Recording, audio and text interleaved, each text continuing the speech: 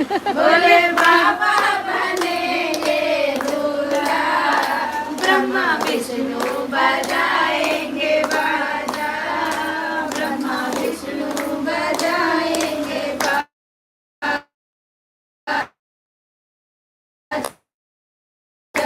चोला सिंगार मेरी गौरा करेगी मेहंदी। अच्छा मैंने टीका पे कथा बोलना भूल गई कि जब आज ये तीज है ना तो गौरा माता श्रृंगार कर रही थी ना, तो श्रृंगार कर रही थी तो उनका मान टीका नहीं था, क्योंकि हमारे में मान टीका के बिना ब्याह नहीं होता। तो इसके बाद जब गौरा जी को सिंदूर मतलब तैयारी किया गया कि मतलब अब इनको मंडप में ले जाया गया तो मांग टीका था ही नहीं, तो अब गौरा क्या करें, तो गौरा जी ने भोले बाबा को गहने रख दिया सुनार के यहाँ। अच्छा हाँ, सुनार के गहना रख दिया और टीका ले आई। तो जब गौरा माँ तैयार हो गई तब दिखाएंगे इसको भोले बाबा, तो भोले बाबा गहने रखे हैं, टीका पहनना है, सजना है, डोला श्रृंगार तो उन्हीं के लिए है। तो जब भोले बाबा तो वहाँ थे सुनार तैयार होकर दिखाएंगे इसको, तो फिर बुलाया गया ब्रह्मा विष्णु जी को कि चाहे जैसे करके उनको छुड़वा के लाओ। तो बोले कहाँ गए, तो बोले ठीक है ना, ओ मेरी प्यारी ये गौरा बनेगी दुल्हनिया, प्यारी ये गौरा बनेगी दुल्हनिया, भोले बाबा बनेंगे दूल्हा, ब्रह्मा विष्णु बजाएंगे बाजा, ब्रह्मा विष्णु बजाएंगे बाजा। सोलह सिंगार मेरी गौरा करेगी, सोलह सिंगार मेरी गौरा करेगी,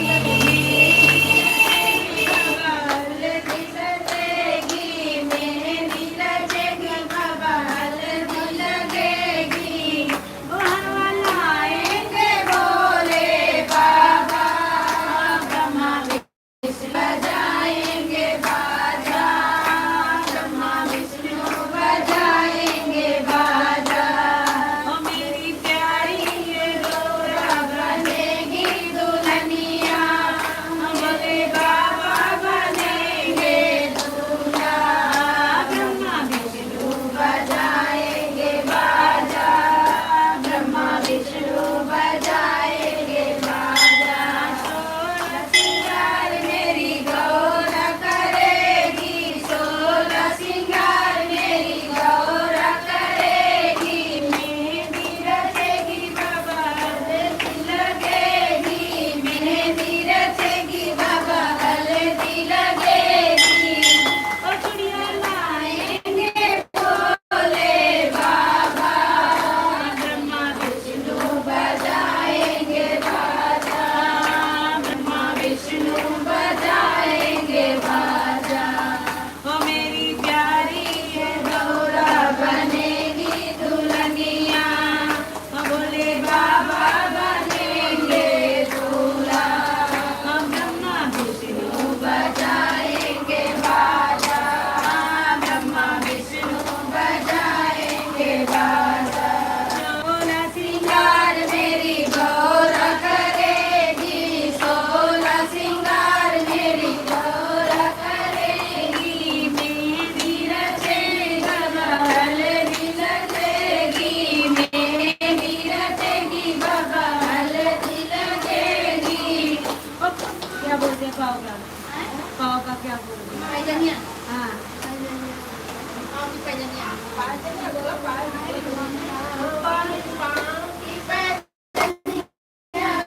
भोले बाबा ले आएंगे, पाँव की पैजनिया भोले बाबा ले आएंगे, ब्रह्मा विष्णु बजाएंगे बाजा, बनेंगे दूल्हा, मेरी प्यारी ये गौरा बनेगी दुल्हनिया, भोले बाबा बनेंगे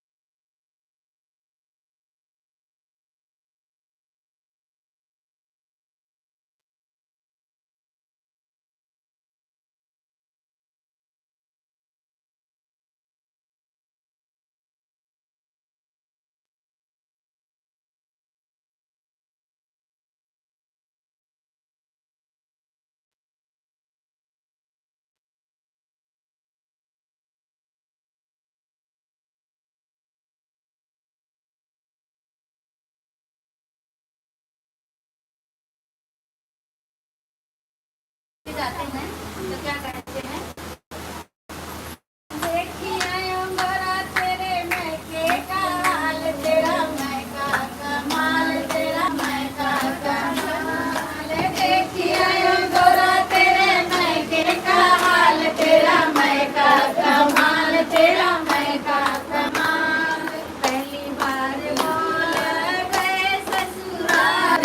पहली बार बोला गए ससुरारी, लंबा गिलास में खट्टी सी तेरा मैं का कमाल, तेरा मैं का कमाल, लेके आयो गोरा तेरे मैं के कमाल, तेरा मैं का कमाल, तेरा मैं का कमाल, लेके आयो गोरा तेरे मैं के कमाल, तेरा मैं का कमाल, तेरा मैं का कमाल। भैया अपने यहाँ का बहुत बखान करती थी अपने मैके का, बोले बाबा गए थे मैं देख आया सब चीज कह रहे तुम्हारे यहाँ क्या क्या मिलता है। दूसरी बार बोला गए ससुरारी, दूसरी बार बोला गए ससुरारी, मक्के की रोटी पे सरसों का साग, तेरा मैं का कमाल, तेरा मैं का कमाल, बच्चों गोरा तेरे मैं के कमाल, तेरा मैं का कमाल, तेरा मैं का कमाल, देखिए गोरा तेरे मैं के कमाल, तेरा मैं का कमाल, तेरा मैं का कमाल। तीसरी बार बोला गए ससुरारी, तीसरी बार बोला गए ससुरारी, गंदी सी खाट उसमें बिछा पुराना टाट, तेरा मैं का कमाल, तेरा मैं का कमाल, गंदी सी खाट में बिछा पुराना टाट, तेरा मैं का कमाल, तेरा मैं का कमाल, देखिए गोरा गोरा, देखिए गोरा तेरे मैं के कमाल, तेरा मैं का कमाल, तेरा मैं का कमाल। कई बार बोला गए ससुरारी, पचई बार बोला बुलाई लिया गाल, तेरा मैं का कमाल, तेरा मैं का कमाल, लंबा सा घूंघट बुलाई लिया गाल, तेरा मैं का कमाल, तेरा मैं का कमाल, देखिए आयो गोरा तेरे मैं के कमाल, तेरा मैं का कमाल, तेरा मैं का कमाल। छठई बार बोला गए ससुरारी, छठई बार बोला गए ससुरारी, पूछे ना बात कोई, पूछे ना बात कोई।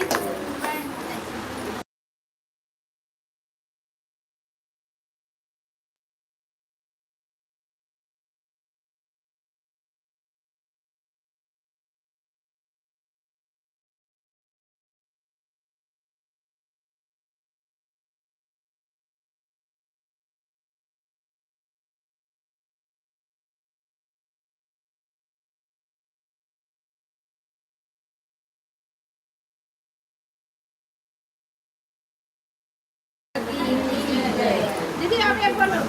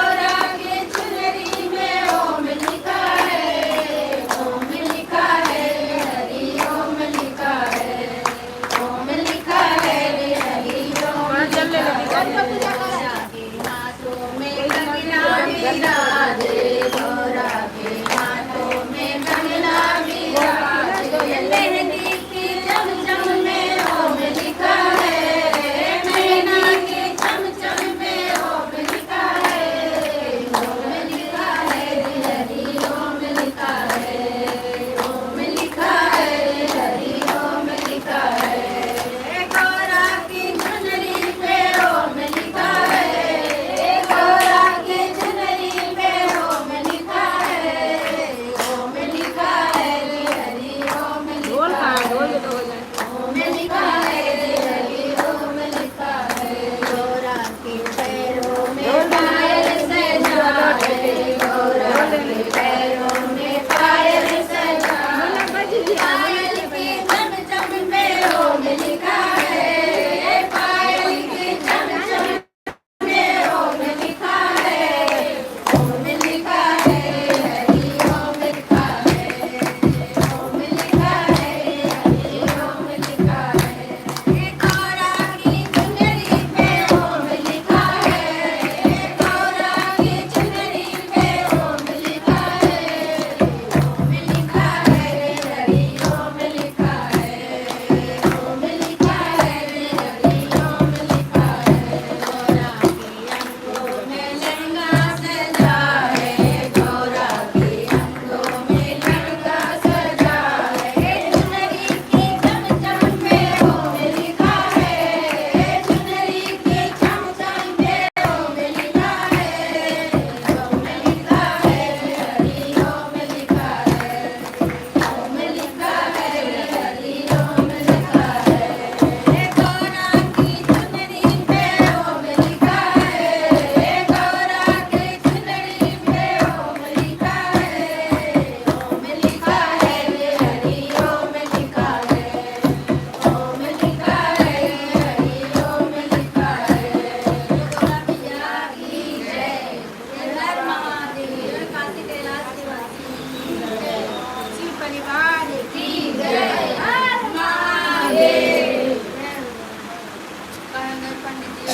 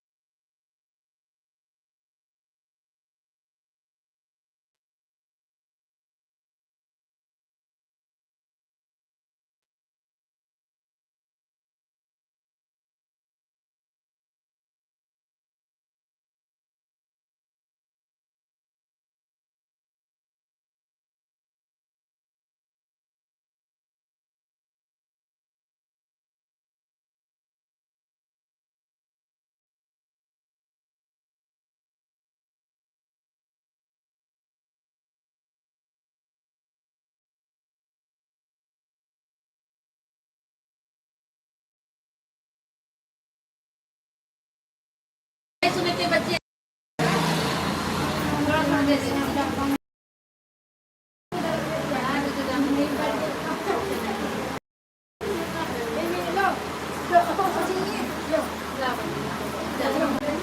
बोलिए विष्णु भगवान की जय, शंकर जी महाराज की जय, साके दरबार की जय, पार्वती मैया की जय। जिसके दिव्य केशों पर मंदार के पुष्पों की माला शोभा देती है, जिन भगवान शंकर के मस्तक पर चंद्र और कंठों में मंदों की माला पड़ी हुई है, जो माता पार्वती दिव्य के तथा भगवान शंकर दिगंबर भेद धारण किए हैं, उन दोनों भवानी शंकर को मैं नमस्कार करता हूँ। कैलाश पर्वत के सुंदर शिखर पर माता पार्वती जी ने श्री महादेव जी से पूछा, हे महेश्वर, आप मुझसे यह गुप्त से गुप्त वार्ता कहिए, जो सबके लिए सब धर्मों से सरल तथा महान फल देने वाला है।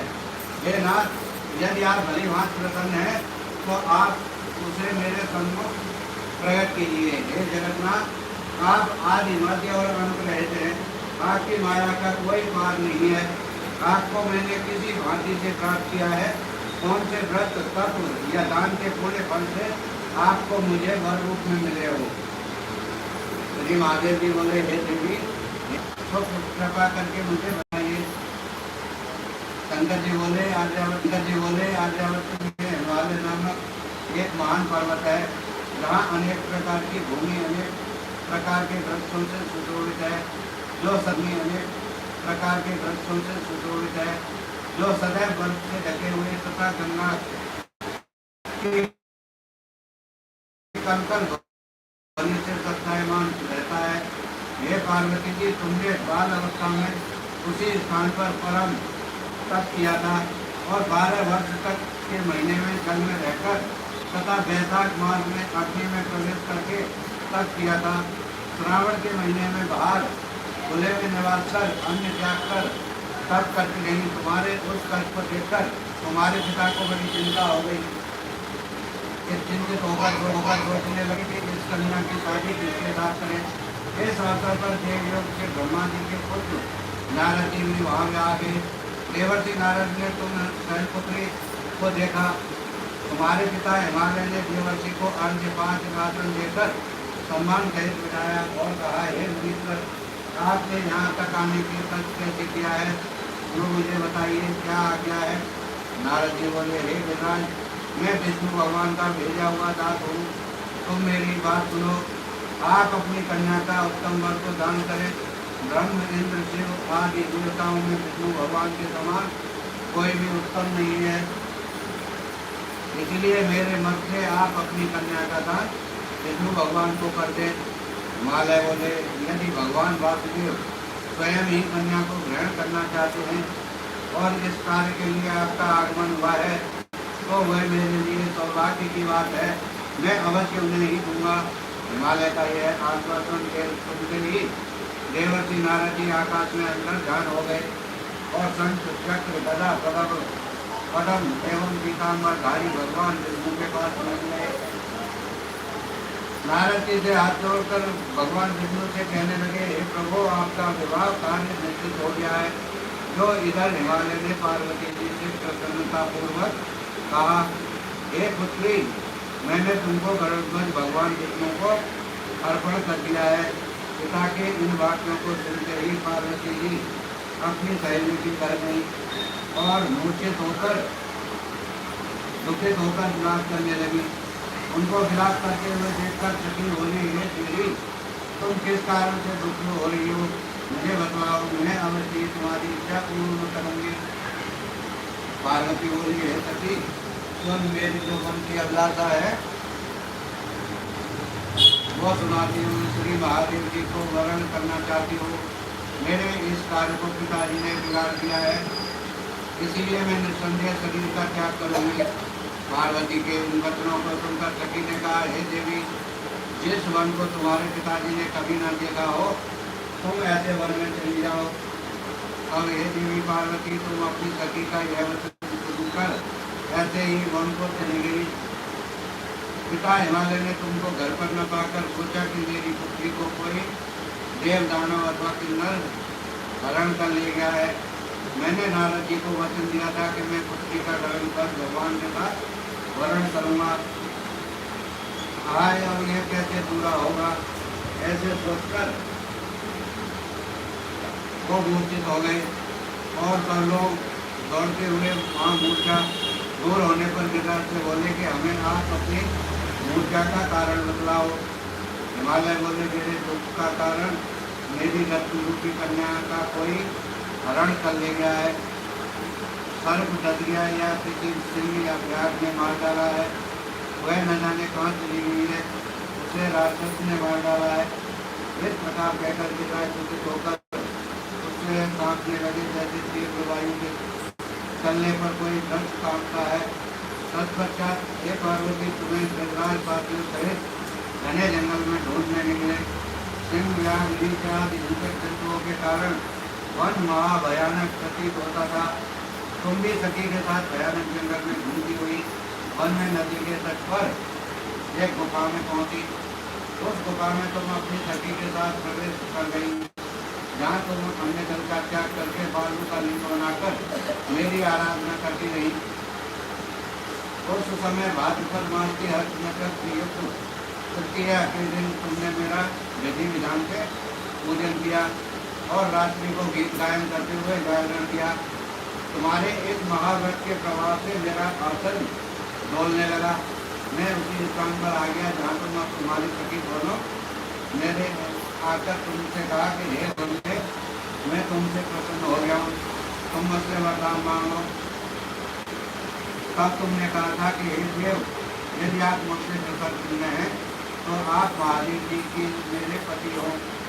मैं तथास्तु ऐसा कहकर कैलाश पर्वत को चला गया और तुमने प्रभात होते ही मेरी उस बालू की प्रतिमा को नदी में विसर्जित कर दिया।